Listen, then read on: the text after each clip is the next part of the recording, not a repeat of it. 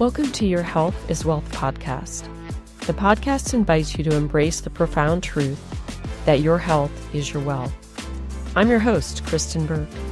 This podcast aims to take you on a journey into the landscape of alternative medicine, integrative practices, and holistic healing options that empower you to thrive in mind, body, and spirit.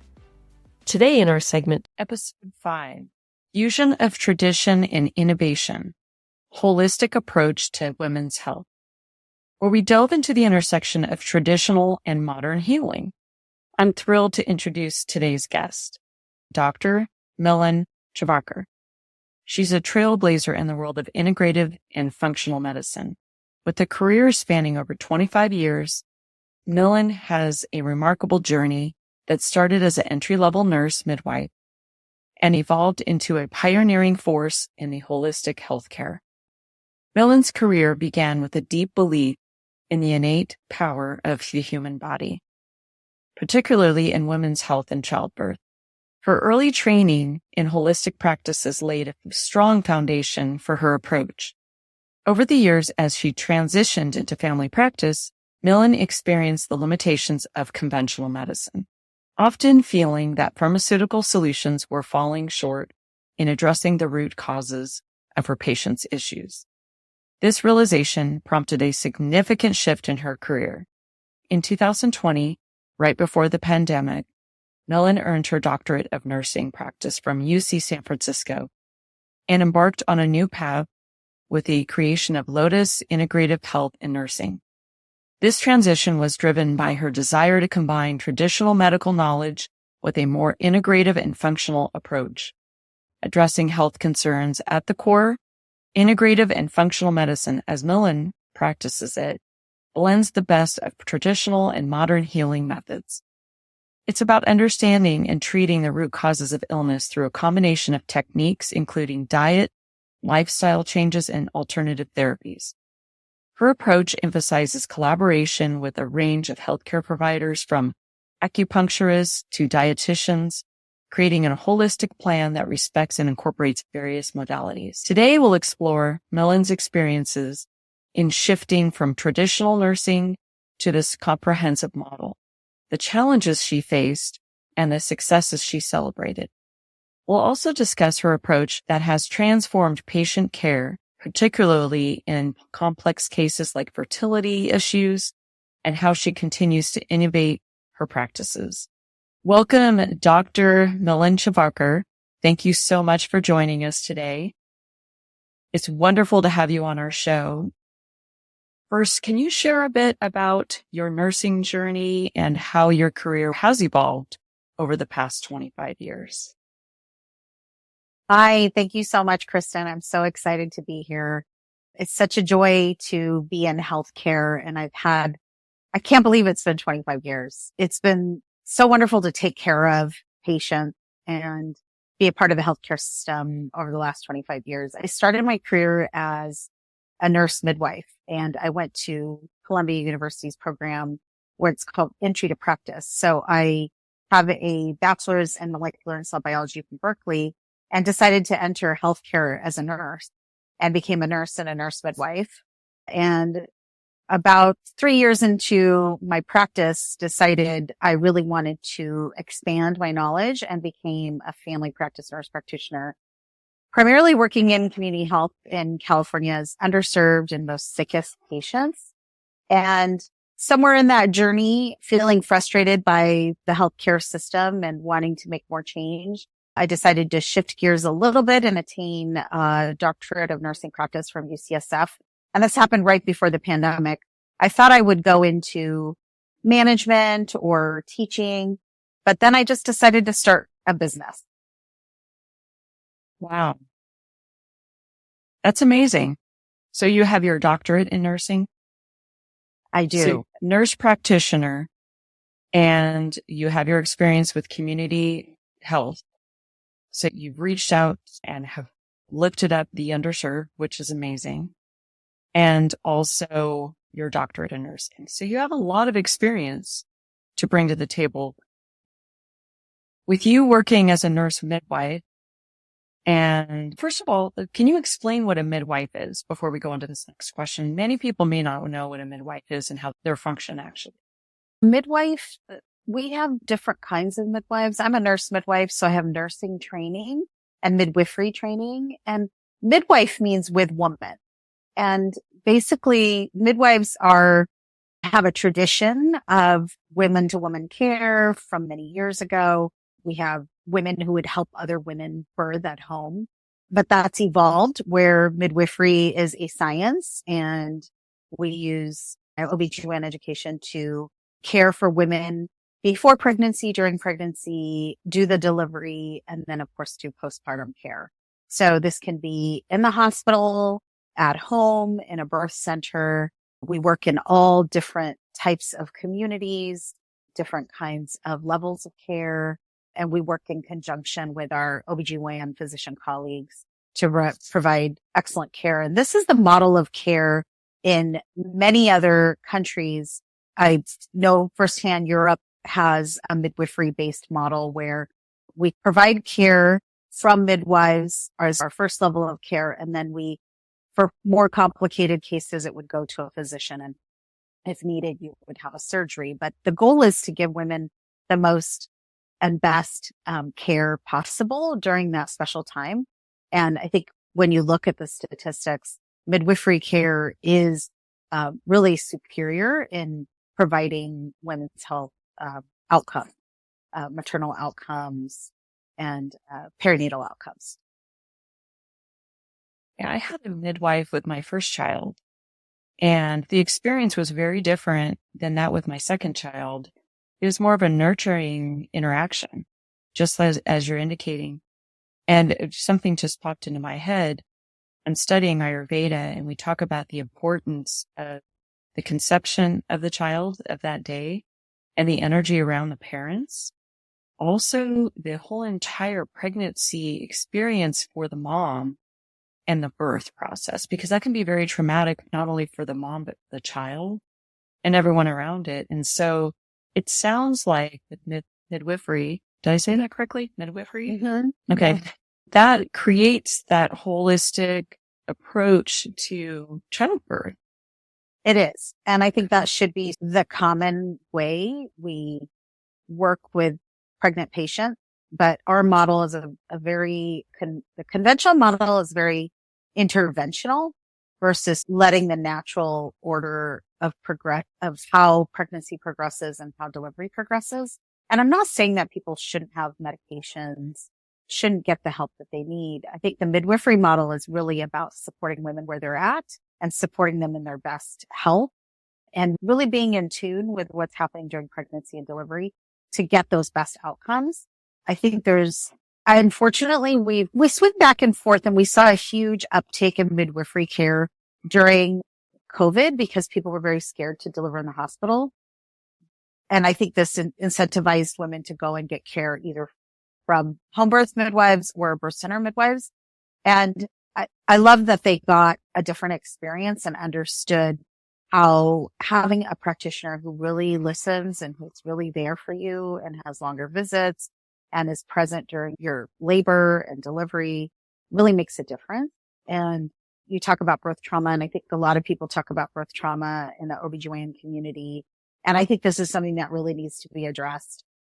Our model of OBGYN care really needs to be shifted to something different. And I think if we looked at our other countries, other industrialized countries that have adopted a midwifery model, we could do a lot better with our outcomes, and our perinatal outcomes, our maternal mortality, morbidity outcomes are worse than our other peers in the world. So I think we have to really shift the way we think about we do OBGYN care. And that's part of the reason that I'm also entering fertility care, just because I do think I'm moving into a space where I think we need more education and more support for women before they get pregnant.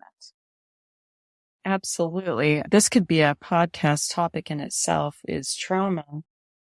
And talking about where it starts to manifest is at the birth, the conception, the pregnancy, the birth time. This is what I've learned with the Ayurveda, which it sounds like you are also well aware of that, and how that can impact the child and carry through their life. It actually, the day they're born, their experiences in the womb can impact.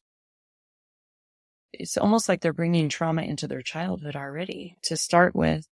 And the whole process should be blissful.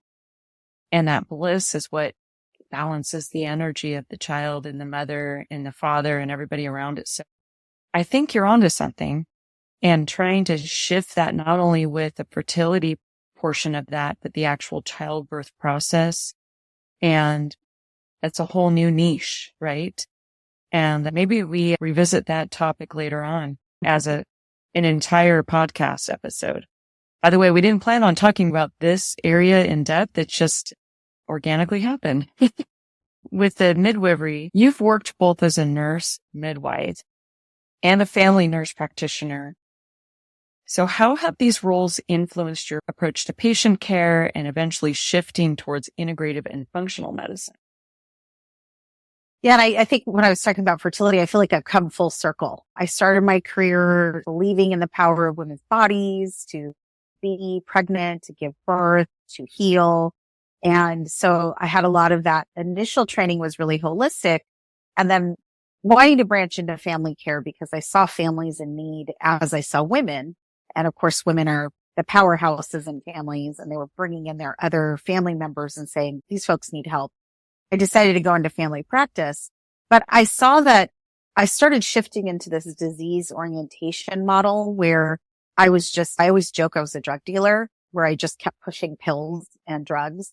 And I didn't really see people truly heal. And there wasn't a lot of engagement around how to really truly understand what's happening in the body and how can we heal that and how can we shift. A lot of it is our lifestyle, our food is medicine. So I think having that career, I started realizing this isn't what I want to do. I want to go back to what I came into medicine for. And so I decided to shift gears, and I thought maybe I would do it from maybe I could teach other students or something. And then I just realized, nope, I just want to go back in there and do what I think I'm meant to do. And I came back full circle to women's health. I went and did training with the Institute of Functional Medicine, almost relearned how I want to see patients using a root cause model, understanding other natural and holistic modalities, including herbal medicines and supplements, and then integrating that with science, understanding genetics, understanding what's happening at the cellular level, and how do we identify what is the root cause of disease, and how can I do that in a holistic model, one-on-one with patients, being able to spend more time with them, really help them with their lifestyle, mindset, and then, the idea of the power of mindfulness, meditation, herbs, food is medicine again. So that all came back in, and that's the practice that I have right now in doing an integrative approach. I absolutely agree with you 100%. The root cause analysis approach, patient-centered care, allows people to feel like they're heard. And part of the therapy is to be heard. And with our current healthcare model, it's not that to the fault of the healthcare providers, it's the system, right? It's just the way that the system is set up. It's 15 minutes, maybe 10. And it's not enough time for the person to feel relaxed to be able to connect. I know that when I actually am pretty blessed, I have a really great primary care physician, and she has family members that are in naturopathy and Ayurveda. So she, even though doesn't necessarily practice in that area, she understands that patients are open to that and need that support. But not all physicians have that awareness. And I think that having folks like you talk about this is going to bring that awareness of that need so patients can be heard. Just that process of communicating is therapy in itself. And just really quick, you mentioned looking at the science, integrating science, Western medicine, taking the best of both worlds, right? And as I've been studying more with Ayurveda, we're looking at root cause analysis. When you look at the Western medicine side, there seems to be a heavy focus on genomic research. For example, the genes are the reason that a person has trauma or a person has depression. It couldn't be the other way around. Because when I looked through research, when you see the genomic research, or we're looking at more of the molecular biology versus the mental health aspects, we seem to stop there. Our root cause analysis doesn't seem to go further as to, is it the actual trauma, PTSD, daily stress that creates the imbalance where the person's exposed to that in whatever way, whether they're vulnerable, like a woman being vulnerable, or as someone of a minority ethnic background where they may not have access to the same support, right? Could that actually affect their genes? Can it alter their genetics? I believe so. Like chemicals we put in our body, our mind, all of those things. So it's quite interesting because I think that there's this dualistic research that we see, but we really don't seem to be going into the actual root. Where's it manifesting? Really hard to do research on that. I think that's really where it comes from. Number one, research in itself. There's so many different factors that go into research. Yet, as individuals, we are so complicated as individuals. Here we are trying to apply research and do group analysis on population, on maybe one drug or one thing. And yet then we have to apply it to an individual who is such a mix of so many different factors as to what's causing their disease or symptom process. And true, genetics are important, but environment is important. And there's so many environmental impacts on our genetic. So many, like you said, trauma changes the body chemistry, the brain chemistry, and then that affects the genetic. I had a patient who told me that she had this very traumatic breakup, and then suddenly she had loss of energy, severe fatigue, and fibromyalgia. It just goes to show you that one event can certainly impact somebody's health. And obviously there's a biochemical change. There's an energetic change. There's a lot of changes going on in the body. For that one individual, for us to apply all the research, research shows us trends and shows us ideas of how to approach an individual. And I think this is, very much the reason I went into integrative medicine, because I applied almost a recipe to how to deal with hypertension, cholesterol, diabetes. But the fact is that we as individuals are very unique and need a unique approach. So the whole idea that we need research, we need to get ideas, we need understanding of what things are helpful, but we can't just say, yeah, this is our only approach to this problem with an individual patient. And I think this is where the frustration lies in conventional medicine. People feel like they're a widget going through a factory rather than a human that's being addressed and listened to. Like you said, we need to listen to people. We need to hear what are the potential causes, and not just think of the physical, but think of the mental, emotional, and all the other aspects that it. Totally agree with that. The one size fits all approach doesn't work. The other thing too is the world is dynamic.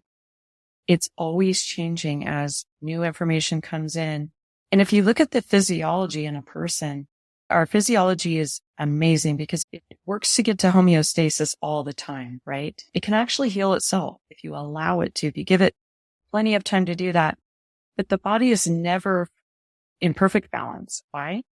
Because we're always challenging it. We put just eating, just the process of consuming food, your digestive fires having to break the food down to a more simple form to be absorbed is going to throw the body temporarily out of balance. We have external factors, stress, people, environmental chemicals, like you name it, right? Medication that we take. So there's so many variables that come into our sphere that are always changing things, which goes into ideas. So that's why we see innovation. If we were just to say, okay, we made it, we're here, we wouldn't be able to go further with more technology. So I think the same applies. And as a scientist, I was taught to always question science because we're searching for the answer forever, right? We don't have the absolute. It's the process. And out of process, we might diverge into another area. So I think your point is well taken, is the one size fits all approach doesn't apply well to most things in life. There might be some exceptions. And I think to make sense of things, we do have to standardize processes so that we can measure. I'm a scientist by trade, so my way of moving through was to always try to measure outcome. But I think there's some areas that are more effective to measure qualitative result. Do you have it or do you not? Like with fibromyalgia, does someone still have the symptomology or MS, or do they not? I think we get sometimes too stuck on the quantitative with the research.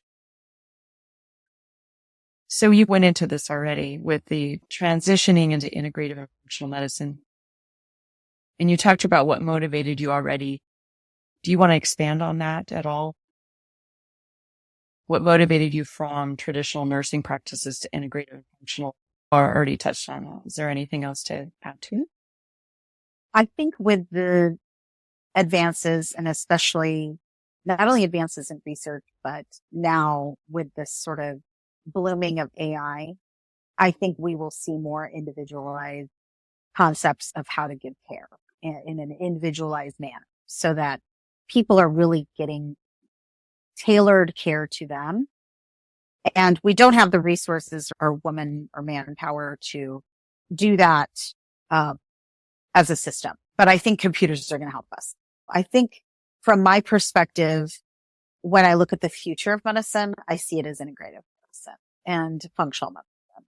And integrative medicine covers all the traditional healing modalities, which is from Ayurveda to traditional Chinese medicine to Reiki and things that have worked for many, many thousands of years, to herbs and understanding nutrients, to movement, all the different components that make up health. And I think individualizing that care is coming because we're going to have computers and AI to help us.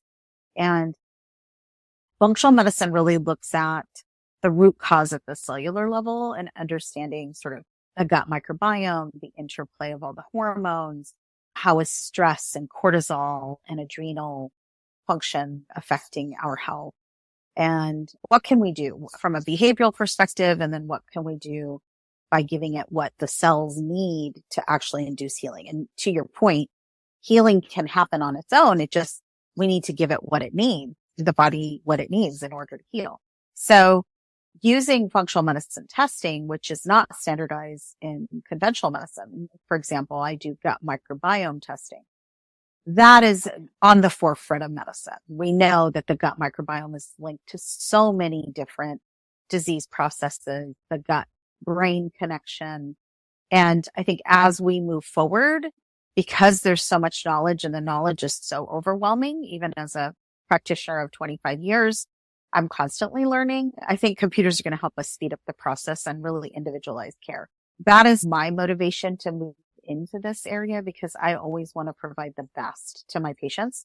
And I think we all deserve the best in healthcare, and this is a future as I see it.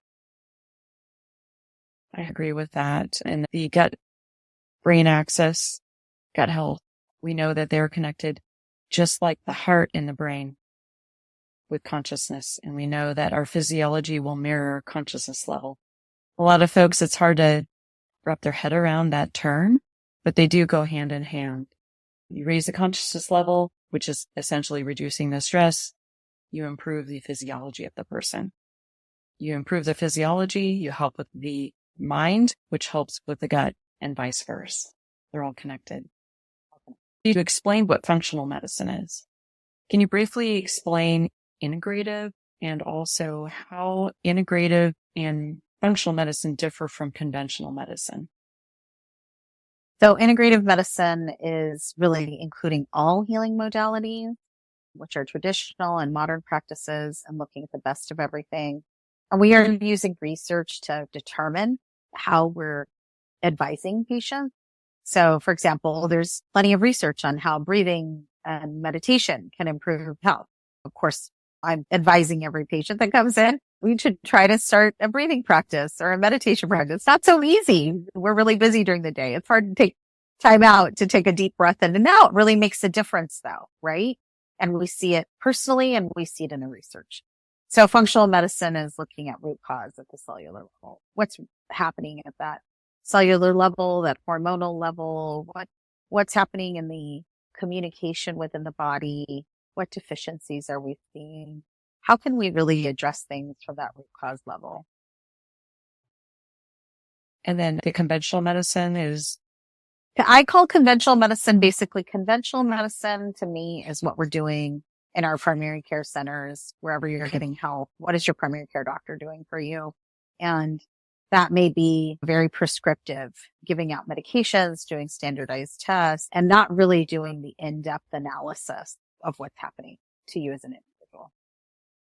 The function seems to be different. If you look at Western medicine, they're there to keep you alive and extend your life, not necessarily improve your quality of life. But because they're not diving into what is causing it.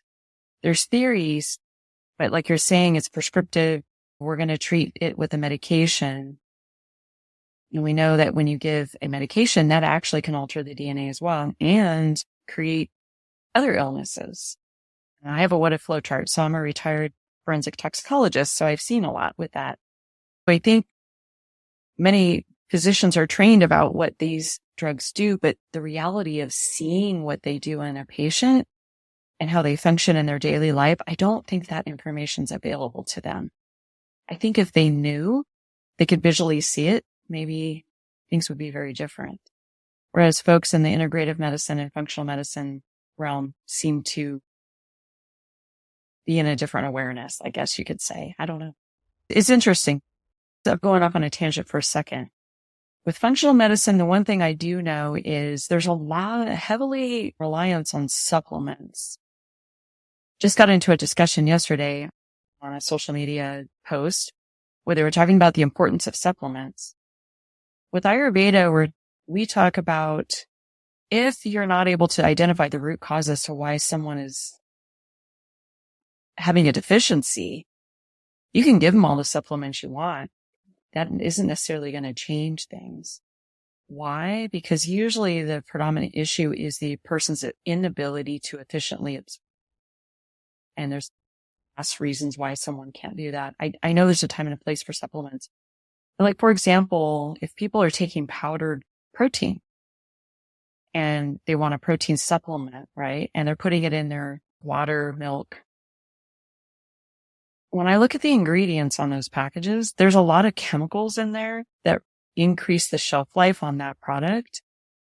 And so to me, that falls under the same category as processed food. Anything in a can, in the freezer, this is what we learn with Ayurveda anyway. Can, freezer, or any packaging that has a chemical to preserve, to extend the shelf life, is actually has a potential of interfering with your gut biome and absorption of nutrients. So with your practice, how do you approach that with all of the supplements?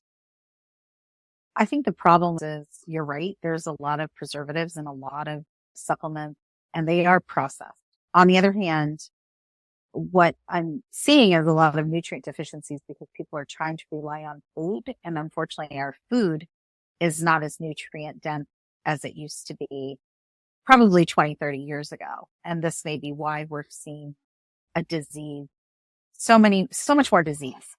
On top of that, we have toxins that have invaded all of our food processes, our environment, and we're being overloaded with so many sort of inputs that are making it difficult for us to maintain that gut microbiome and have good digestion and absorption. So in my practice, the first thing I work on is the digestive system, because if we don't have a digestive system that's working properly, then we can't get what we need from food and we can't get anything from a supplement. Now, I use third-party tested supplements that are used by functional medicine providers. I think a lot of the supplements over the counter aren't necessarily heavily tested. They don't have exactly what they say. And it's hard for the average consumer to figure out, what do I take? And I see this a lot with the fertility patients coming in. They're on like a host of supplements and they're not seeing any difference in their health. And that's because the supplements themselves may not be as powerful or formulated as well. And I agree. I think the supplement industry is in itself a whole nother sort of creation of maybe something that can be good or bad. And I'm not saying it's bad, because I've certainly seen giving supplements has changed people's health. And I'm not a big fan of people being on bunches of supplements for the rest of their lives. At the same time, when people come to me, they're in a space where they're looking for a solution for their symptoms or their disease. So my idea is to put them on the right path, give them the whole host of holistic interventions, including all the different areas of the lifestyle, behavior, all of those pieces that also make a difference, giving them education on their foods. And I have a dietitian who works with me who really coaches people through food as medicine. And then the supplements are supplements. They basically are there to augment what I'm trying to do and help them with. But the idea is in the long term that they're getting those things from food and they're really changing their food habits, and then maybe using those periodically to help boost their health. And I can certainly understand you have to weigh what the need is in the immediate time and long term. So if you can give them immediate help, relief, and then you say, okay, this isn't forever. Let's figure out what's causing this, and let's try to remove the causative factors through education. We'll educate you as to, after we identify those things you can do in your lifestyle, your routine. The big thing that I see missing in general in the world, educating folks on nutrition, is food compatibility. Have a complete understanding of, you shouldn't have fish with milk, for example. That's toxic. Equal parts of ghee with honey is also toxic. If you're going to put that in your tea, having meat with sugar is extremely toxic. It can create fermentation in the gut. And a lot of people will have, let's say, ham and pineapple. It's pretty common. Or they'll put some type of a sugar or honey on, which is just creating a disaster in the gut. And I'm not a dietitian, just to be clear to everybody who's listening, but I do study Ayurveda, and we look deeply as to root cause with food. Is the reason why we're struggling with the nutritional value in food today is most people don't cook their own, and they're not cooking it. They're eating it raw. So for example, raw vegetables and some fruits can create a lot of indigestion in the gut. We want to cook them. And I know folks we've been taught here in the US, you want to eat raw vegetables because you get more of the nutrients. But the problem of that is it's very difficult for the gut to digest that, to break it down. So you want to make it easier to digest so that you're taking in as much of those nutrients as possible. And so the analogy I use is, let's say there's a cup and you have another cup of water and you want to pour the water into the other cup. So here are the nutrients that you're putting into the body, right? Imagine plastic wrap over the other cup with holes. And the goal is to try to get all the nutrients into the other cup with the holes. And the cup with the plastic wrap and the holes represents someone who cannot absorb. So you can give that person all the nutrients you can, but if they're not going to absorb it, it's just wasted. It's flowing wrong. That's what I feel like we're seeing today. Instead of the focus on why aren't they absorbing it, like you're talking about with the microbiome, which is key. So I think the education as to what food should go together, portions, cooking, what time of the day, and having breaks in between their meals so they can fully digest their meal from before, is going to help people get the nutritional value out of the food that they buy. Obviously, non-GMO, organic. I know there's a controversy on whether organic is really organic with some folks out there, but just these basic things, right? Again, we can have another podcast on nutrition, that topic in itself. You're going to be covering a lot of ground today. Anyway, I just wanted to just bring that up as to one area that I see is not being completely focused on with health as far as diet and nutrition. So So as you were starting to build your practice, were there some challenges that you faced? Just like any other business, I feel like I just was challenged with starting a business, and I'm primarily based in community health for so many years. So going to private practice was just a different type of care. And so I didn't have a base of folks who would move with me to my practice. And I think I have to establish myself as an expert in this space and get the word out on what I'm doing. And just like any other business, you have growing pains with trying to establish yourself. And I come from a long history of working for others, and I was finally working for myself and I'm a woman of color. So that in itself adds a different complexity layer to having a business.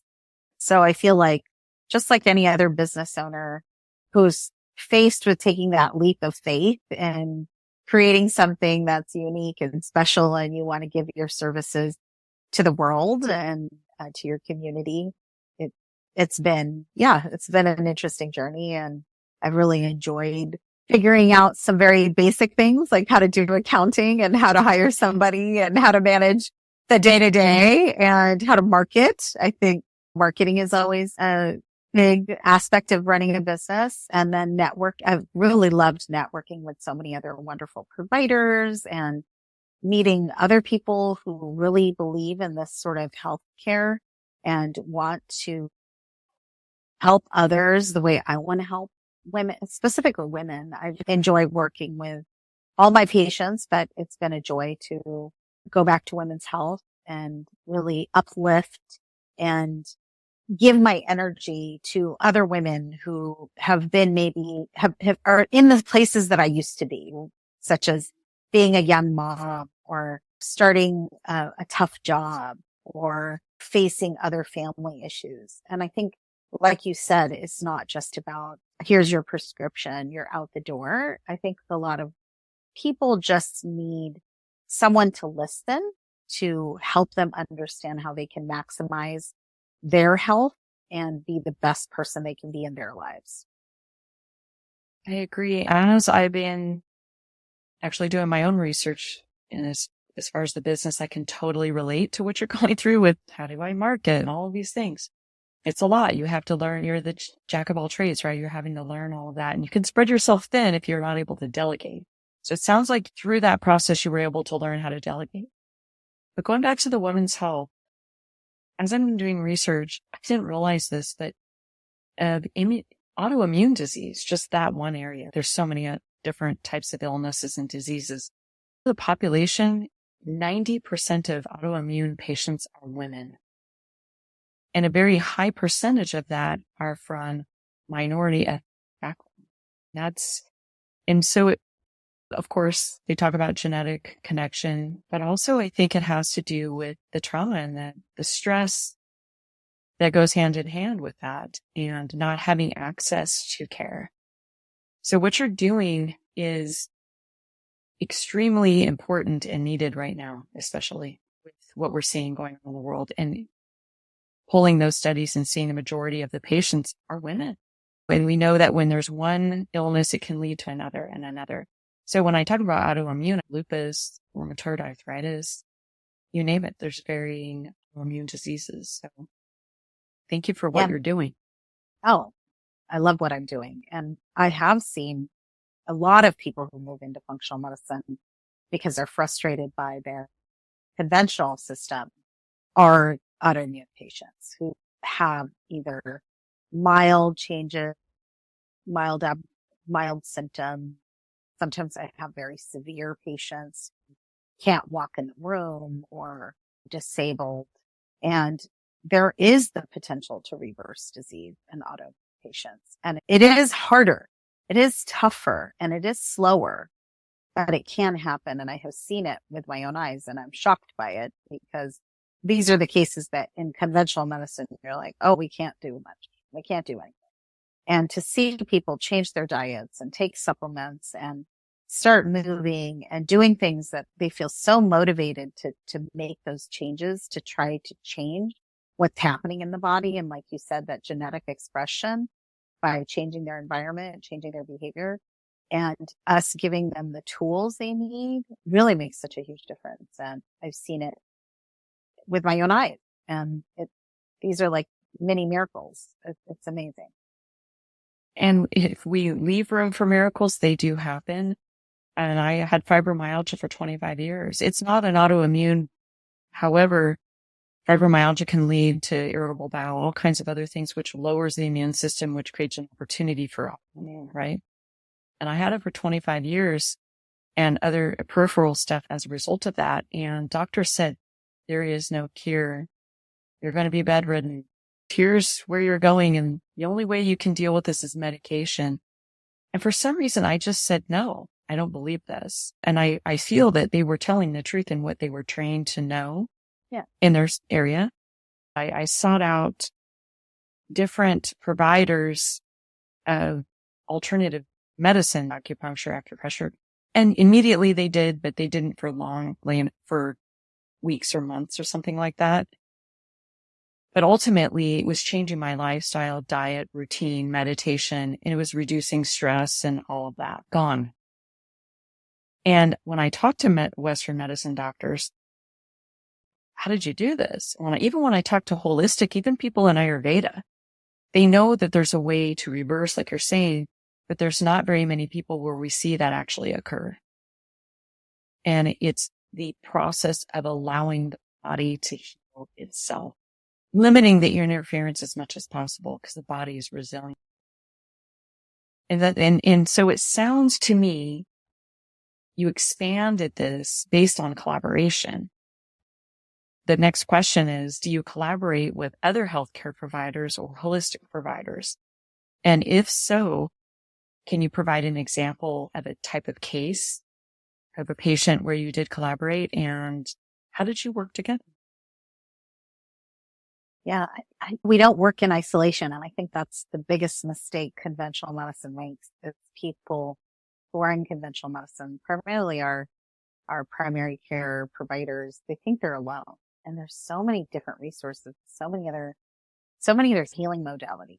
And I work with providers from acupuncture to craniosacral therapy, pelvic floor therapy, Reiki, pelvic floor therapy, chiropractors, dietitians, and all of that really can make a difference depending on the case. And the case that I'm thinking of is, I had a young couple in their 30s, or they were 30, not even 30s, who had been trying to get pregnant for a year and weren't successful. And they came in and they were like, how come we're not getting pregnant? We should be having babies left, right, and center. We're 30 years old. And I was like, yeah, agreed. What's going on here? Let's try to figure this out. What's the root cause? And in the process, she had already been seeing a pelvic floor therapist who had referred her to me. I had suggested maybe trying acupuncture, and we did an analysis on what could possibly be the reason for this couple not to get pregnant. In the conventional world, this would be called unexplained infertility. But as I'm talking to her, I'm realizing hormones are low, libido is low. So that's a good sign that hormones are low. She was working long hours, sometimes night shift. So there's a lot of instability of sort of your cortisol, melatonin balance, your circadian rhythms, which can really influence hormone. And there was pelvic pain. So that's why she went to see the pelvic floor therapist. And to me, when people have a lot of pelvic pain or pelvic or menstrual period pain, I'm thinking what inflammation is happening in the gut. Is there gut microbiome issues? Is there inflammation in the uterus? And what's the microbiome doing in the vagina and uterus? And I think we're going to hear more and more about the microbiome and the reproductive system.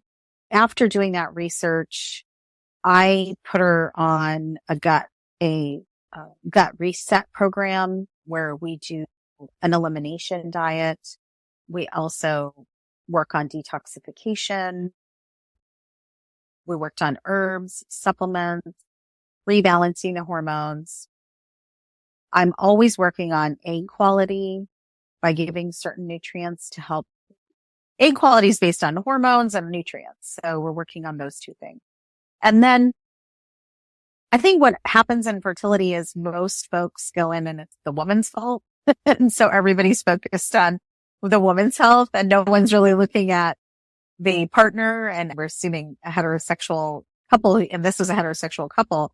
So I was talking to the husband about what are you doing? What are you doing for your day to day? What are you eating? How are you moving?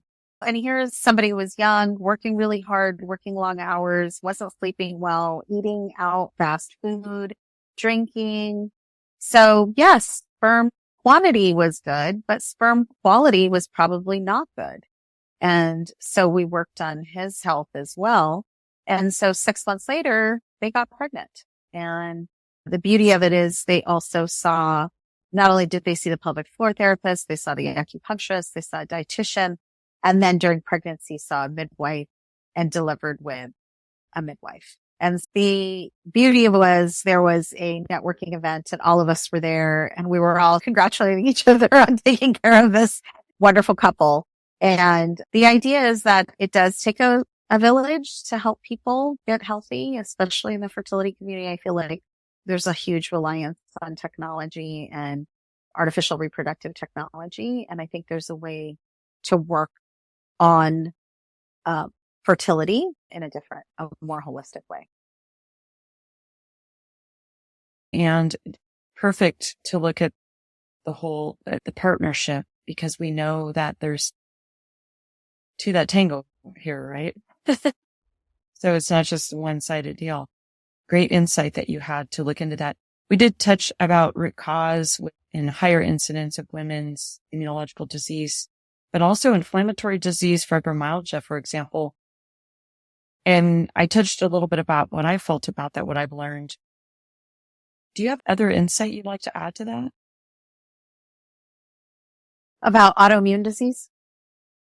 Or any autoimmune inflammatory disease, which usually one leads to the other, fibromyalgia, for example, or a higher incidence rate in women?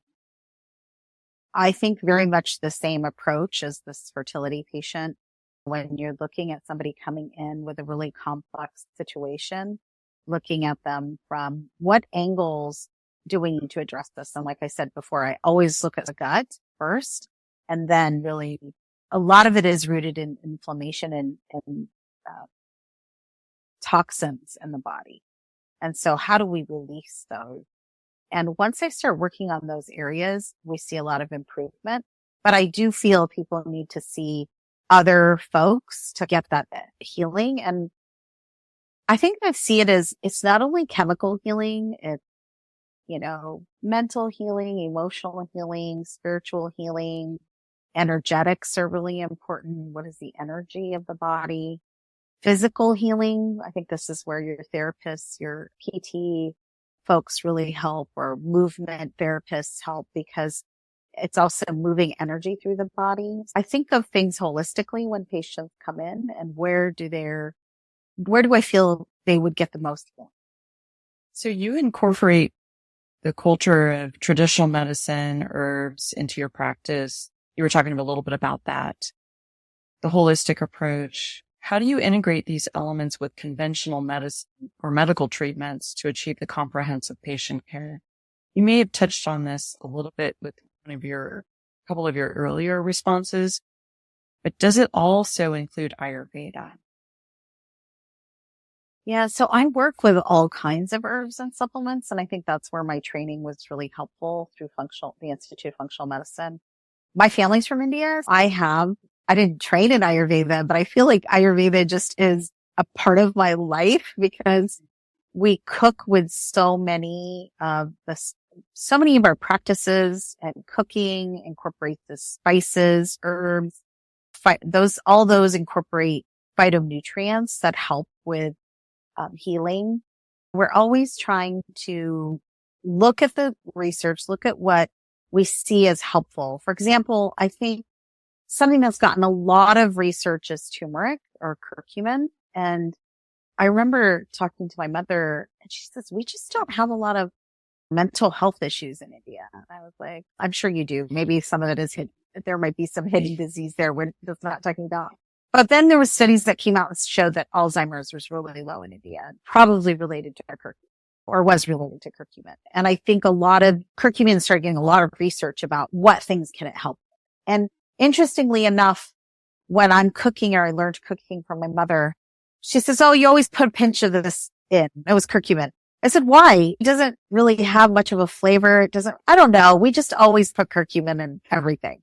And now I look back and I'm thinking, wow, this was something that was traditional, that healers from many ages ago figured out that this was a really wonderful herb that could really heal in a lot of ways. And let's just add a pinch of this to everything that you cook.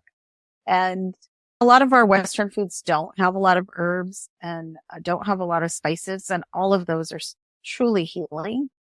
So part of what I'm encouraging patients to do is to go outside of their convention, their standard American diet, or what we call SAD, and move into experimenting with other types of food out there that have more phytonutrients through herbs and spices. So I think that is one way I'm trying to encourage people to really change the way they think about their daily living. But of course, certain herbs and supplements are really powerful in healing, and curcumin is an example. And I will give a lot of autoimmune folks curcumin to see if there's a benefit there. Interestingly enough, many years ago, I had a patient, I was in a conventional practice, and I had a patient who was on a narcotic and getting regular narcotic prescriptions for pain. And I said, curcumin's really a powerful pain reliever. Why don't you add this curcumin to your daily regimen? And within a month, this person cut back their prescription on narcotics by half. So it was just a powerful example of how incorporating these type of supplements can really benefit those folks in getting traditional conventional treatments. And is curcumin, is that the precursor of turmeric? Yeah. Yeah. Curcumin It has anti-inflammatory qualities, but if you put it with pepper, it actually expands the anti-inflammatory qualities. So if you put them together, yes. My understanding with spices is that the spices and herbs actually is you want to try to satisfy all of the tastes, the 6 tastes. So whether it's salty, sweet, astringent, sour, all of the different tastes in the food. But it's also going to depend on the actual person. Some people, if they have more gastric acidity, you don't want to give them hot spices that heat them up. You want to give them more cooling. Like basil would be cooling, for example, would be great for that person. And I think cilantro. Whereas a person who has more of a cooler system, you want to heat it up. So the turmeric and the pepper would be really good example. So there's these basic spices we can put in teas, in foods that help to balance the digestive processes and reignite the Agni, which is the digestive fire. And the digestive fire, my understanding is when we look at Western medicine, that's synonymous to the enzymes, the enzyme activity with breaking down things to a more simple form. So you grew up with that. That was a day in the life. And if you just integrate that in your daily life, you don't even have to think about it. You're just like, I'm just going to throw that in because that's what we do. And it makes us feel better. And I think that shows how important it is to tune into your own body. Use your own intuition as to how are you feeling. And that's the one thing I did learn with the fibromyalgia is when I eat certain foods, if I feel, or during that time, if I felt a little bit of indigestion, that's when it would flare up the pain. And so now, if I eat something I'm not supposed to eat that particular day for whatever reason, I can tell immediately if I'm just kind of feel well, if I feel slower to move, like not as sharp in the mind, that kind of thing. So I think that being in touch with your own physiology is really important. And sounds like you're teaching that too, guiding your patients, which is fantastic. So looking at trends and the current trends and practices as a medical advisor for women, How do you see the role of technology and innovation influencing the future of integrative medicine? You touched on this a little bit with AI. Do you have anything to add to that? I've always been really patient centered and helping people on an individual level. So it was really interesting that I got pulled into being an advisor to some femtech companies. And I'm really loving the experience, because I'm coming to realization that with technology is really advancing so rapidly, and healthcare is a huge market for innovation. We really haven't seen in my last 25 years of practice a lot of change other than the electronic health record, which was a disaster for healthcare providers. Honestly, a lot of them still feel like there was nothing to be gained by doing this other than we're able to find the chart every day now. Back in the day, there'd be days you walked in, they're like, we can't find this patient's chart. That isn't a problem anymore, but it's sad that we haven't come too far ahead with all that data. And I have been using electronic health record systems for about 10, 12 years. And so in that 10, 12 years, we are collecting a lot of data, but we're not really seeing a lot of outcome for that collection of data. And I think that's about to change. We're going to actually start utilizing that data and making it into something. And in collaboration with research, I think we're going to see AI guide us on how to help people. And I think on an individual level. As somebody who's been in healthcare for 25 years, it really felt like I've got to take on a responsibility of teaching and helping spread my knowledge and what's happening on the ground and what helps people on a day-to-day basis, and bring that to people who are creating these technological advances.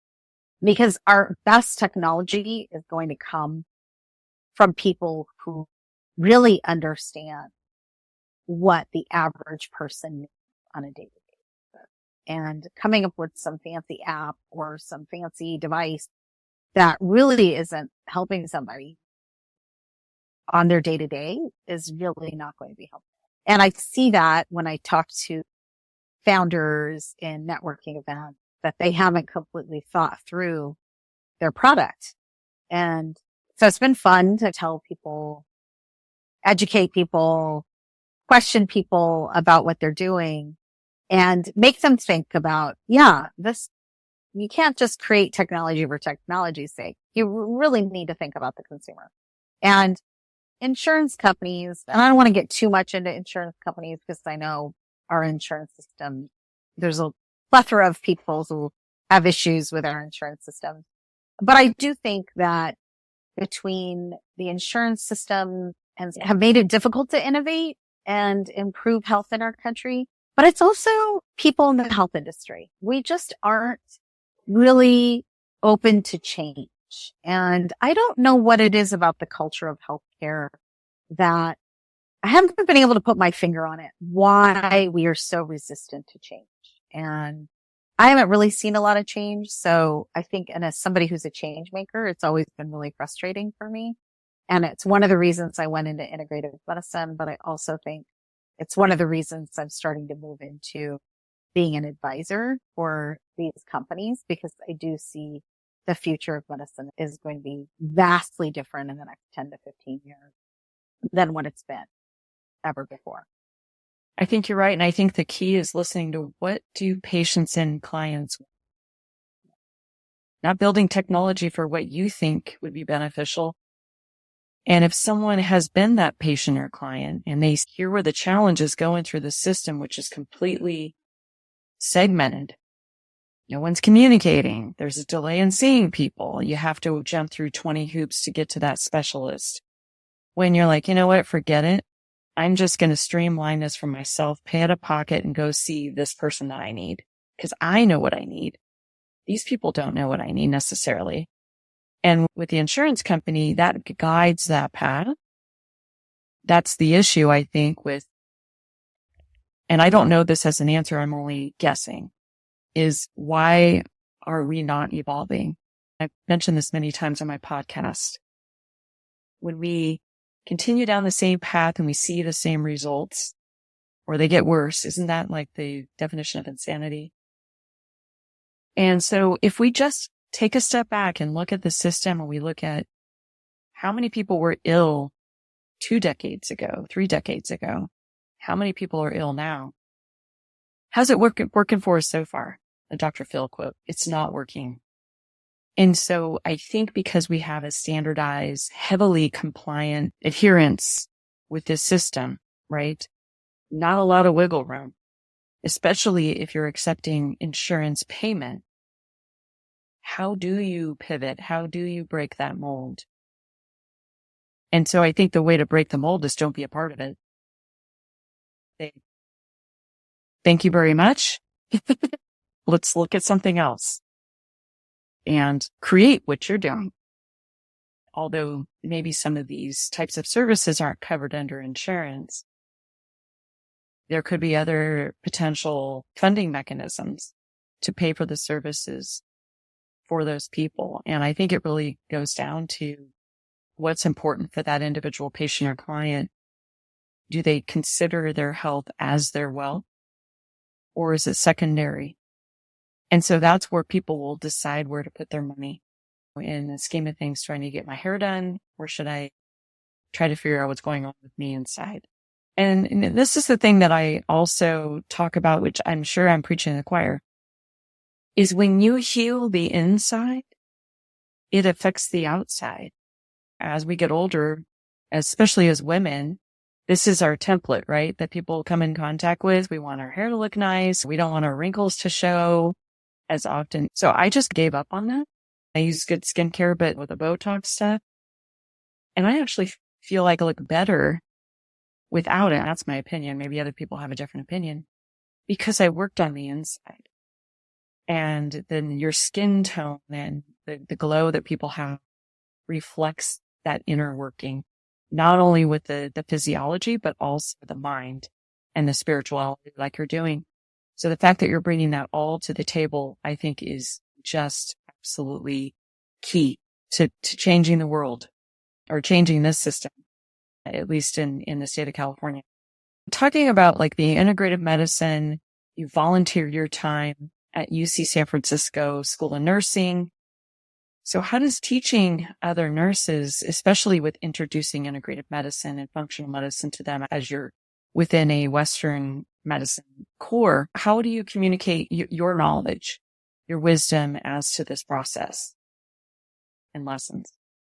I think my biggest emphasis with students is what the most important aspect of healthcare is the human. And all the students, all the health professionals out there are incredibly smart. These young people come in, they're really passionate about healthcare. I remember being there, and I'm still passionate about it. I still hold on to that passion that I had as a young person for making a difference in the world. But they're so overwhelmed by all the technical information and all the knowledge and all the things that they have to know and how to make a diagnosis and what's the treatment. And when they come in and work with me, I'm always really focused on, what did you hear from the patient? What did you listen to? What did they say? What are they truly needing help with? Because I think we have in our mind, a lot of healthcare professionals will walk in and they have an agenda, and that's not the patient's agenda. I'm always more about teaching the human aspect of interfacing with patients than I am about the technical knowledge. That is all easily available. Actually, in my time, we would go through books and we'd carry all our books in and we'd be flipping through to look things up. Now we have all that on the tips of our finger in a phone. So I always remind them, don't worry about that. You can always look up those things. What's the treatment for an infection, or what's the best antibiotic? Or I said, but really focus on what the patient is telling, because when you listen, you will truly hear what that person needs and address their need. And that's where he is. The human connection of what truly patients need to feel listened to. And this we know through research helps improve their outcomes. And it sounds super simple, but I think being a caring health professional goes such a long way. And I remember one of the first books I read in nursing school was about caring. And all of us were laughing. Oh my gosh, like we have so much to learn, and they gave us a book on caring. And I need to find that book, because what now, 25 years later, that was not a joke. That was the truth of what healthcare is. If you would like to share that resource, I'm happy to post that link to that book so anybody in the healthcare industry can look at that. And I agree with you. I think our healthcare system used to be so different. When I actually grew up in the Bay Area, and my pediatrician was out of Stanford, he would make house calls when I think I was 6 or 7 years old. He came to our home. Yeah. You just don't see that anymore. And I'm not saying that doctors should be going to homes, but that's how he was. His heart was in the job. And you're talking about caring and listening. And I think what you're saying is listen to everything they're saying before you start to analyze. And we use that same approach. I used to do crime scenes when I'm a retired forensic toxicologist. And when we would go to a scene, they would say, don't start to come to conclusions before you look at the entire scene, because you may miss something. As your mind goes, here's what happened, you miss all of this over here, which would be the same approach to healthcare with a person. Is if you're listening and you're connecting and you're caring, they're using their intuition and feeling into it. And then at the end, they have all of the information, and then they can start to analyze. Is that the message you're sending? Yeah. For sure. That's awesome. So looking at the education, you volunteer. Is there any advice that you want to share with current nursing students or professionals who are interested in exploring integrative or functional medicine? I think I've had students approach me, and I think it is important to understand our current system at the same time as learning integrative approaches. So I think learning, it's hard. You've got a lot to learn in a nurse practitioner program or a nursing program, but learn what we're doing currently. Open your mind to all kinds of learning and healing modalities, and think about how an integrative approach, your own integrative approach, could change what you do and how you interface with patients. There's so much out there to learn and to do, and focusing on what you're best at is the best way to help others. You don't have to do it all at once. I think that's one of the things that I see a lot of women health professionals feel really overwhelmed by all the things that they have to do to be a health professional. Like, just take it one step at a time, do what you can do, and do what you're best at, whether it's women's health or internal medicine, or maybe you realize I don't really want to be in nursing and I want to be an acupuncturist. Whatever it is, find your path, because that's how you're truly of service to others. When you focus on what you're good at, it's usually what you're passionate about. So you're going to bring a whole lot more to the table, not your part of yourself, but your whole self. And that's beautiful with the whole integrative approach. If everyone's just bringing in what they're good at, you're creating that wholeness. You're bridging the gap, and you're also filling each other's blind spots. It's just like building a team, right? At a board table. You're good at this. You're good at go-to-market strategy. You're good with finance. You're good with leadership. You're great with organizational, running the day-to-day operations kind of thing. So I think that's awesome. Now, when you build a team, like, for example, in the Lotus Integrative Health location, the folks that you brought in, is that what you looked at? You looked at how can I bring in areas that are not too much overlapping, but they will complement each other. I'm not concerned about whether people are overlapping with me or not. I'm just concerned with finding people who truly believe in the power of the body to heal, and are they good people, and are they on a mission like I am to do the right thing? And so I am interfacing with all kinds of different practitioners in the South Bay and the Bay Area to just bring the best of the best to people. And I have a provider list, which I give to all my patients. but these are all the people that I've met that are really fabulous at what they do. Make sure you're exploring what they're doing so that you can see if there's something that really resonates with you that maybe I'm missing. Because like you said, I have blind spots. I have gaps sometimes in the way I'm thinking about things.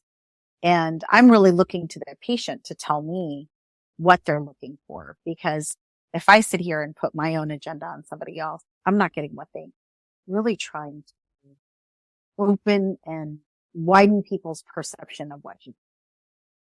So as far as balance,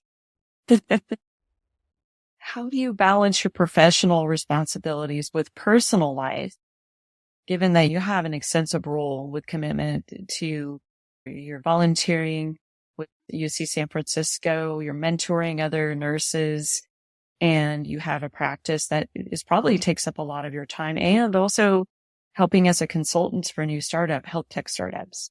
How do you balance all of that? I don't know if anybody ever really balances anything. I think we're always sitting here hoping to try or in that search of the perfect balance. I don't think there's a perfect balance. I think you're just constantly juggling on a day-to-day basis what you're doing and trying to maintain. I always try to think of how do I maintain myself and my family as a priority, because I need to take care of my own health in order to take care of other people's health. And I tell that to a lot of the women that come to see me. I always use this sort of like we're captains of the ship. And if we go down, the ship sinks, and we can't be present with anything if we aren't taking care of ourselves and having those boundaries. And we all tend to take on more as parents, as individuals who are trying to do the right thing. We're always trying to take on more than we can handle. I think that's just modern society. And maybe this is another reason for a lot of the health issues is we have a lot to handle in this world. I do feel like I'm way busier than I was 20 years ago, or life feels a lot more busy and complex. But if we take care of ourselves first, then we get to take care of everybody else. And there's only so much you can do in a day. You maintain I got to walk the dog at 6:00 and I got to finish whatever I can by 6 and make sure my poor little dog goes for a walk. And if I need to do a little work extra after that, I will. And I do a lot of the time I do, but I try to keep those things that are really important for me and for my connection with my family, the things that give me it. I think that's a good approach, and I understand it. No one's in perfect balance. And I agree with you. I think especially as professional women, more busy now than ever. I'll have a to-do list. I used to say, oh, this is cute. Monday, Tuesday, Wednesday. Now it's just like to-do list for the week. Things get shifted down to the next day kind of thing. Yeah, I can completely empathize with that. But I think it's good that you have a focal point, right? Here are the core importance of the things I have to do for myself. And then I expand out to the things that are the next layer and priority and then next layer. And whatever gets done, if not, it's eventually going to get done, right? So I think that sometimes helps. it doesn't. And sometimes Right. it doesn't. Yeah. That's okay. And okay. And we're all still here. It's right. Gonna work out, right? It's gonna be fine. Yeah. Sometimes things don't get done, and I'm fine with it. I have it on my list for a while, and then I'm like, okay, it's just not getting done. I'm just gonna get rid of it. Like, there's no point. It's like that garment that you have in your closet that you keep trying on and then not wearing. And then it's been a year or two and you're like, you know what? I just need to get rid of it. Absolutely. Same thing. Absolutely. Yeah. I have a lot of those sitting in my closet too. Looked great when it was in the store, and for some reason it doesn't look the same Doesn't anymore. look good anymore. It's a great deal though. So looking ahead, we have a couple more questions here. Looking ahead, what are your future goals for Lotus Integrative Health and Nursing? How do you plan on continuing to advance the field of integrative functional medicine? So I guess it's two-part, or it could be one and the same. Is your actual business and then the field itself? I think they do go hand in hand, because whatever I'm doing is really to see if I can make a difference in this field of healthcare. Really, I think integrative and functional medicine is just healthcare. And it really needs to be the future of healthcare. And so the more I talk about it, the more I network and tell people what I'm doing. That's one of my goals, is just to spread the information on root cause and how do you really truly heal, and this type of medicine, which is really the way to go for people. I personally am just thinking on what do I really want to work on. And I keep coming back to fertility. I think fertility is an important topic for so many women. We're seeing them juggle workloads and responsibilities at home and the inability to have children if they want to have children. And there's things that we can do between the OBGYN office and the IVF clinic that aren't being done. And in my head, that's a space that I'm really interested in working on, whether it's incorporating technology or AI or looking at subsets of populations that are facing infertility, like PCOS patients. That's my interest. And I think it comes from my own background as somebody who's had PCOS, who had trouble having my second baby. And I felt really lost. Yet even as a medical professional, I felt really lost. And I feel like if I felt lost, and that was 15 years ago, can you imagine how many people feel lost right now with infertility burgeoning? I've seen all of the folks around me face infertility. So that's the area that I am interested in working with and continue to want to expand on, being a resource for patients, for companies, for startups, wherever I can help. But I really want to continue to see this momentum of change that I'm seeing for healthcare for women. And I think we're on track to actually doing something, and I want to be part of that. As you're focusing in on women's health with specifically fertility and, for example, PCOS, for example, the OBGYN part of it, we know that some of the issues that women face, like with PCOS, those are related to other endocrine system imbalances, renal system imbalances, and digestive system imbalances, which ultimately go to the mind. So you're not just helping them with that one thing. By helping them figure out what the root cause of that issue is, will actually unfold and heal these other peripheral issues that either are there or are starting to manifest. I think that's really highly intelligent to focus on that one target market niche, because it actually is helping a larger global issue altogether. So I commend you on that. So finally, as we're wrapping this up now, can you share a piece of advice or inspiring thought for our listeners who are interested in taking a more holistic approach to their health and wellness, whether they're in the holistic wellness space, they're nurses, doctors, or their clients or patients? I always want to just encourage people to read more about integrative and functional medicine. There's so many resources out there. We see PBS specials on integrative and functional medicine. So it's on TV. We have fabulous pioneers in the field. I love like Dr. Taroni Lodog or some of the female integrative specialists. Dr. Andrew Weil has been around for a long time. And they all have books out there on whatever issues you're facing. You name whatever your diagnosis is, there's somebody who specializes in that in integrative and functional medicine, and you will find resources and you'll find a lot of information that you can read and actually adopt on your own. So you don't even have to initially go see a practitioner. There's a lot of information out there. But I think if you want more individualized and specialized care, you do need to see a practitioner who has experience.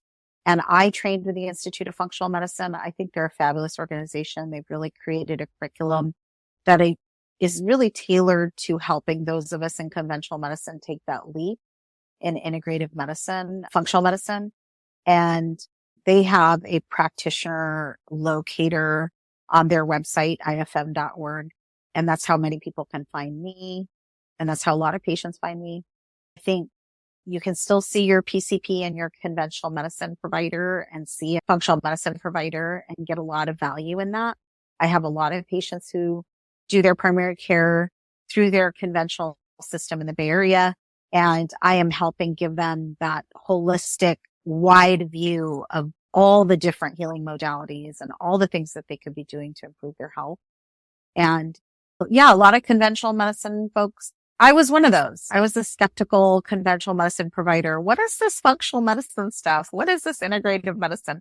Once I started going to conferences, once I started meeting people, once I started reading, I really changed my view of how we can truly heal.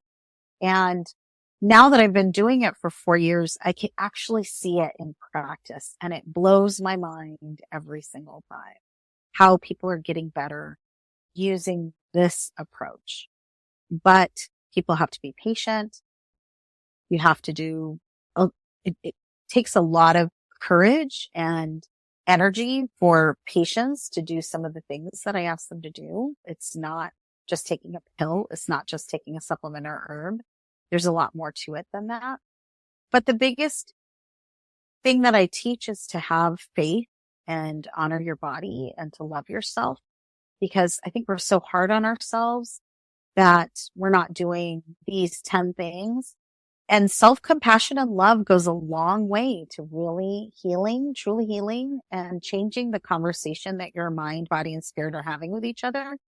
I do feel when I see patients, they're just really hard on themselves. And some of my job is just, you're good. You've got this. And they have to build that confidence that their body can heal. And that's not easy, because we have a whole system that tells you that you can't do it. We have a system that sometimes will say you have 1 month to live or 6 months to live. As soon as those words are said, it limits that person. It diminishes the possibility of unbounded and unexpected miracles. It's a limiting effect, right? Versus unlimited. So I totally agree with that. How can people find you? Do you want to share your website or any of your social media? Yeah. links? So I am on TikTok. I'm on Instagram. I'm on Facebook at Lotus IHN. Is, I think, my Instagram handle. At Lotus Fertility is the TikTok, where I try to do some videos that are helpful for all kinds of patients, honestly, but a lot of it geared towards fertility. we have a website where you can click on a link to do a free discovery call at www.lotusintegrativehealth.com. And we have a specific fertility website called lotusfertility.co. So those are where you can find me, and you can do a free discovery call, which you can just talk to me for 15, 20 minutes and discuss what's happening with you, and we can figure out if it's a good fit to work with me. I do telehealth. I'm licensed in California as a nurse practitioner. I'm licensed in Arizona, Oregon, and Washington as a nurse. Can do some health coaching in those states.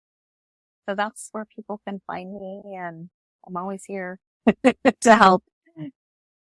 It's wonderful. Thank you for sharing. And we will also link your website link and any social media links in the podcast announcement. Also, with any social media posts that we do, we'll include that as well, so people know how to find you. Thank you so much. This is so wonderful. Yeah, thank you so much. You shared a lot, and I'm positive that not only people in the healthcare industry or the holistic industry, but also clients and patients would really benefit from this, and hope they reach out to you as well. I hope they find someone who can help them the way they need help. I always am encouraging people to go and for someone who can get you it. And that's my biggest wish for everybody. Me too. Don't give up. Don't give up. All right. Thank you so much. Today, I hope you enjoyed hearing about Dr. Chabakar's journey from traditional nursing to creating a thriving practice in integrative and functional medicine. Her commitment to understanding the root causes of health issues and dedication to blending conventional and holistic approaches is nothing short of remarkable. Her experiences shed light on the impact on a comprehensive patient-centered approach that we all can look towards. The example of the fertility couple she shared, it's a testament to the power of collaboration and personalized care. It's clear her work has not only transformed individual lives, but also pushes boundaries of how we can approach healthcare. Her advice to embrace an open mind and explore integrative and functional medicine resonates deeply. It's a reminder that healing is a journey, one that requires patience, self-compassion, and willingness to seek out new solutions. Milan's dedication to advancing the field of integrative medicine and supporting women's health is truly inspiring. For our listeners who want to learn more about Dr. Milan Chavaker work or explore integrative or functional medicine further, check out the resources and links in the show's notes. Until next time, remember to honor and care for your body and continue to explore the many paths of wellness. Stay curious, stay compassionate, and keep seeking out what works best for you. Thank you for tuning in, and we look forward to our next conversation. Take care of yourselves and others. We are interested in feedback on our episodes and learning what topics you may be interested in for future episodes. Please follow us on Instagram, Your Health is Wealth Podcast. Also, our website, yourhealthiswealth.com, and is spelled with a Z instead of an S for yourhealthiswealth.com. The link to the website is also found on the Instagram bio as well. On our website, we list the episodes, and there is an online form where you can fill it out, share your feedback, ask questions, share input on future topics, and also contact us if you're interested in being featured on the podcast. Topic scope is related to health and wellness. Thank you very much for listening to our podcast today and look forward to more. Have a great day, everybody. Take care.